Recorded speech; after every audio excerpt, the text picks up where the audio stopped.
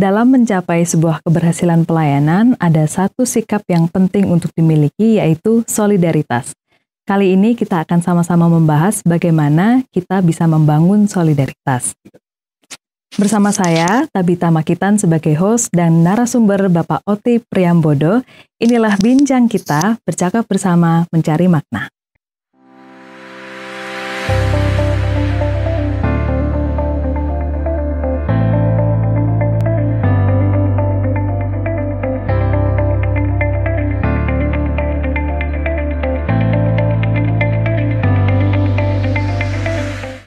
Halo Sobat Askara Channel, kali ini kita sudah bersama-sama dengan Bapak Oti Priambodo ya dalam bincang kita ya Pak.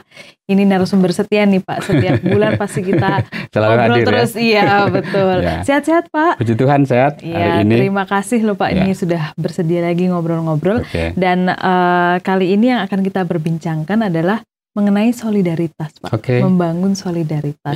Pastinya ini hal yang penting yang harus kita miliki, apalagi kehidupan bersama-sama nih Pak. Nah sebelumnya mungkin kita bisa dibantu memperjelas nih Pak, supaya kita menyamakan definisi solidaritas itu iya seperti apa Pak? Oke baik. Secara etimologi itu arti dari solidaritas adalah kesetiakawanan atau kekompakan ya. Jadi di situ ada setia kawan. Nah, sementara kalau kita melihat dari Kamus Besar Bahasa Indonesia, disebutkan bahwa solidaritas itu diambil dari kata solider, ya, yang berarti memiliki atau memperlihatkan perasaan bersatu. Jadi memiliki atau memperlihatkan perasaan bersatu.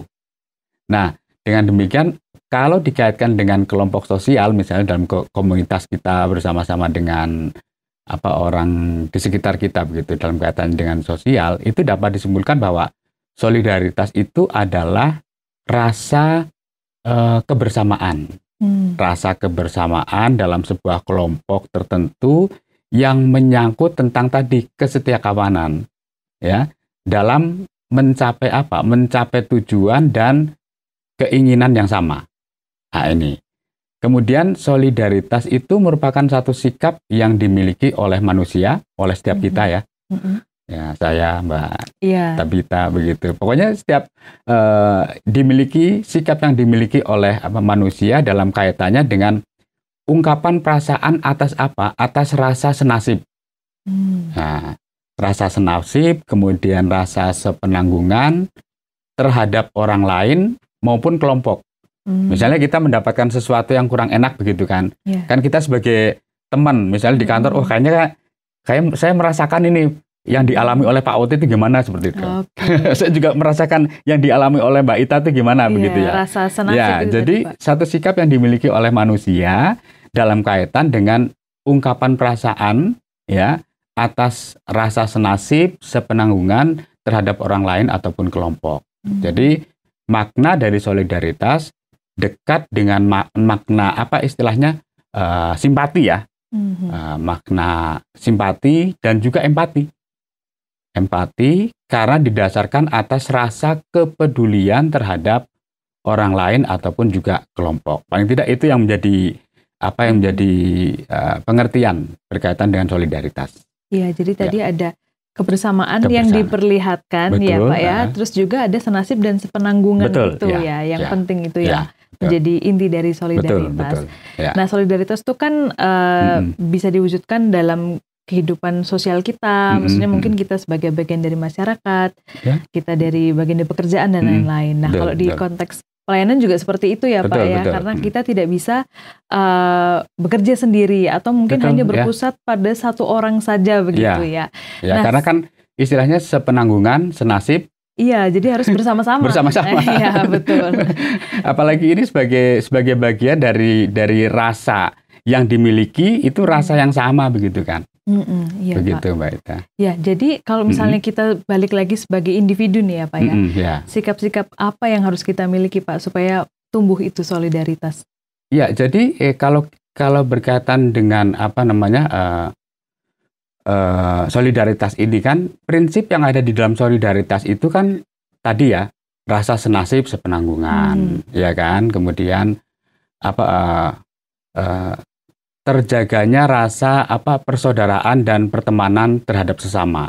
Kan senasib sepenanggungan, kemudian dia juga berusaha untuk menjaga rasa kepedulian terhadap rasa persaudaraan terhadap pertemanan, ya, dan juga terhadap sesama. Kemudian di sana juga ada timbulnya rasa kepedulian terhadap mungkin di antara sesama kan mungkin ada teman kita, ya, atau mungkin tetangga kita, atau mungkin keluarga kita. Yang paling dekat biasanya keluarga lah.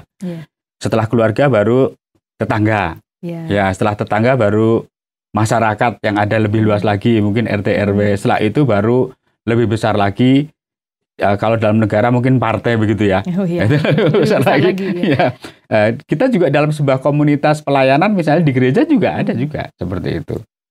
Kemudian prinsip di dalam solidaritas juga di sini melihat bagaimana seseorang itu lebih peka terhadap situasi yang ada di lingkungannya.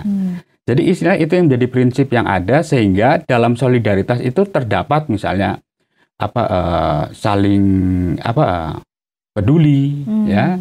Saling. Kemudian, itu ya Pak, ya, rasa saling, ya, saling menghargai, ya, saling kalau saling menghargai berarti kita tidak memperlakukan dia di bawah kita, tapi memperlakukan dia sama dan kita, ya, karena senasib sepenanggungan, dan di situ ada kesetiakawanan kan.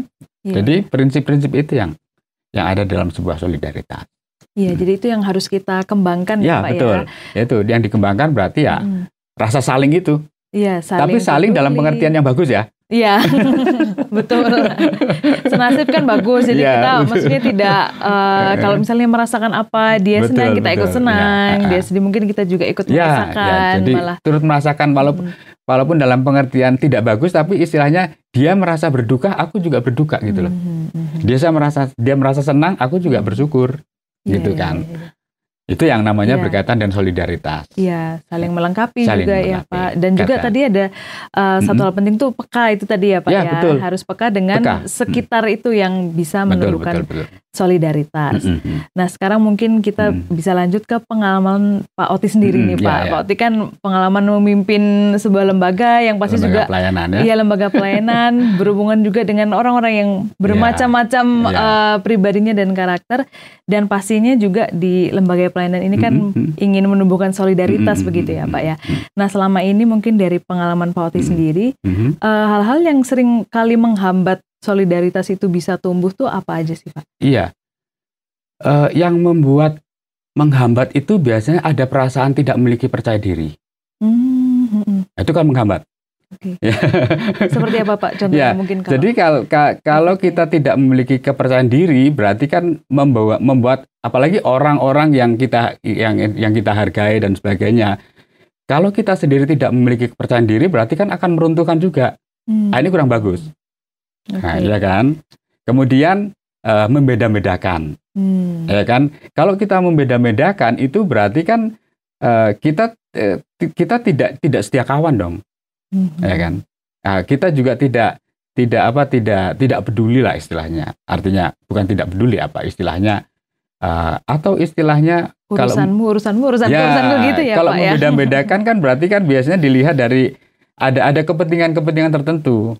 Dan beda-bedakan juga bisa menjadi suka atau tidak suka, ya kan. Wah karena ini akhirnya saya suka dengan ini. Akhirnya itu kan menjadi gap kan. Nah, jadi dengan sengaja misalnya tidak mau bersama-sama dengan mungkin kalau dari kita sendiri biasanya ya tidak percaya diri, ya kemudian dari pengertian yang secara luas mungkin membeda-bedakan seperti itu, atau juga mungkin sikap kita juga yang meremehkan seseorang. Tidak sikap-sikap seperti itu yang membuat akhirnya menghambat dalam sebuah komunitas untuk menunjukkan sebuah solidaritas bersama, gitu Mbak Ita. Ya, jadi penting untuk kita bisa memposisikan diri itu setara begitu ya. Kita setara dulu baru bisa menumbuhkan solidaritas itu. Dan juga tadi poin yang itu perlu. bagus juga yang percaya diri itu ya Pak ya. Ternyata ada hubungannya. Gitu. Iya. Kalau kita sudah tidak memiliki rasa percaya diri, apalagi dalam mengemban tugas dan tanggung jawab sebagai seorang yang dipercaya memiliki mungkin kekuasaan seperti itu kan. Nah, sementara dia tidak memiliki kepercayaan diri untuk mengambil sebuah keputusan dan sebagainya, itu kan akan mempengaruhi terhadap yang lainnya. Iya, Pak. Jadi akhirnya berpengaruh terhadap komunitas itu sendiri. Itu meruntuhkan rasa solidaritas kebersamaan kita. Mungkin malah tidak ingin bersama-sama seperti itu ya. Sudah sama-sama kita melangkah, kemudian kita dipercayakan untuk sebuah pekerjaan yang besar, tapi ketika dipercayakan itu kemudian kita sendiri tidak percaya, ya kan? Orang sudah mempercayakan, tetapi kita sendiri tidak percaya. Ya itu kan karena kita tidak percaya diri kan? Iya. Berarti itu hubungannya di situ itu yang menjadi tantangan juga. Iya, hambatan itu yang harus kita waspadai juga ya Pak sebagai seorang individu. Jadi bisa dibilang kalau solidaritas ini salah satu kunci penting untuk keberhasilan pelayanan ya Pak ya? Iya, itu juga mendorong dalam sebuah pelayanan ya. Karena berkaitan dan solidaritas dan pelayanan itu satu bagian firman Tuhan yang saya ingat di dalam Roma ya, kitab Roma pasal yang ke-15 ayat yang ke-7 mengatakan demikian, sebab itu terimalah satu akan yang lain. Nah, ini kata menerima satu akan yang lain itu kan karena kita menghargai orang lain kan. Kita tidak meremehkan orang lain. Kita istilahnya ya solidar lah dengan orang lain. Sama seperti Kristus juga telah menerima kita untuk kemuliaan Allah. Jadi untuk memelihara sebuah pelayanan ya itu harus menerima satu akan yang lain. Ya harus harus memiliki rasa solidar dong. Ya kan? Menerima satu akan yang lain kan bagaimana kita bisa menerima satu akan yang lain?